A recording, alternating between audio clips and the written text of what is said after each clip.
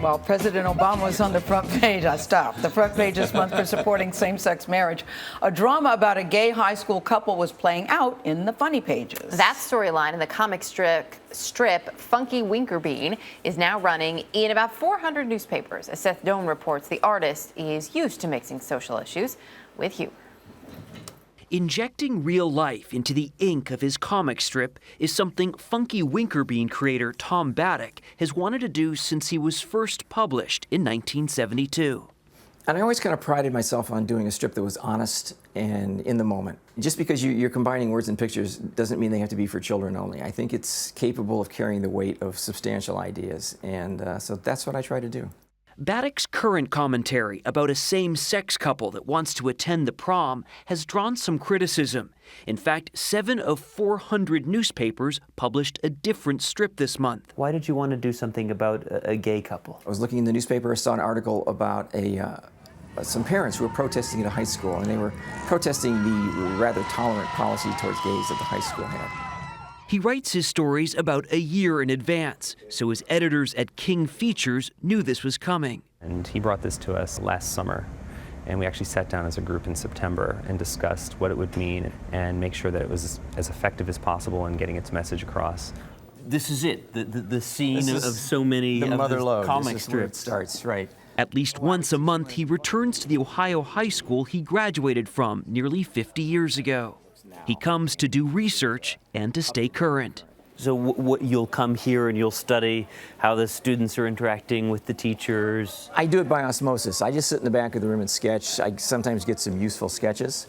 One of Batiuk's earliest classroom sketches of a pregnant student was the first of his more controversial storylines, published in 1986. When that came out at first, what was the reaction? It was different because it's not what people expected at the time. And so first of all, comic strips are only supposed to be funny, so you get that.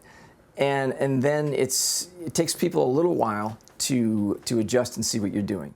His characters are also grounded in Batiuk's reality of northeastern Ohio, which serves as both inspiration and backdrop.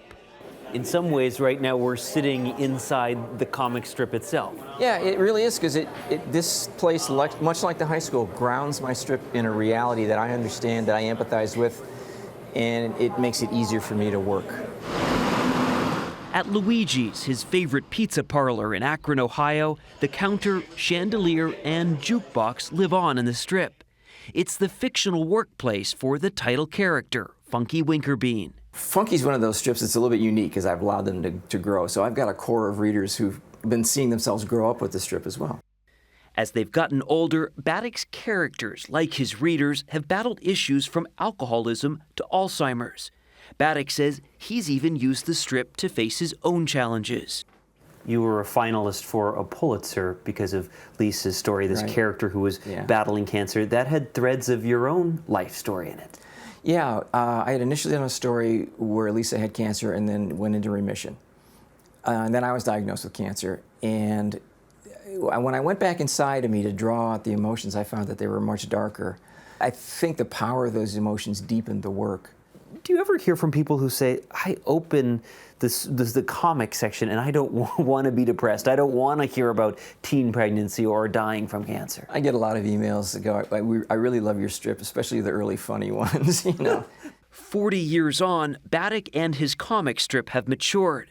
What started as a joke a day now draws on the pains and passions of real life. For CBS This Morning, Seth Doan, Medina, Ohio. Nice final shot. Very nice, but very nice piece from Seth. This is what I like about Funky Winkerbeans. It's hard for me to say. Funky Winkerbeans creator, that he draws from his life, from the headlines, and then he goes to his high school and draws from the young people. You can learn a lot from the young. You really can. I like that. You can learn a lot.